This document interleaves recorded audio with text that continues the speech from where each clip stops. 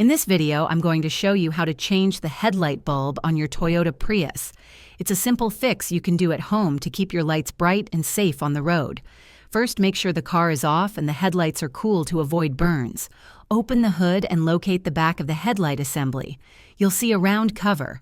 Twist it counterclockwise to remove it. Next, disconnect the wiring harness from the bulb by gently pulling it off.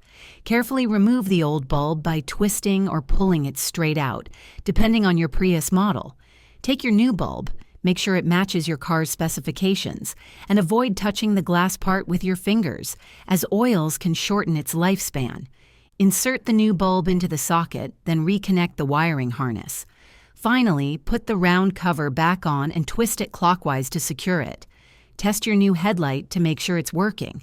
If this video helped you, please like and subscribe for more easy car maintenance tips. Thanks for watching.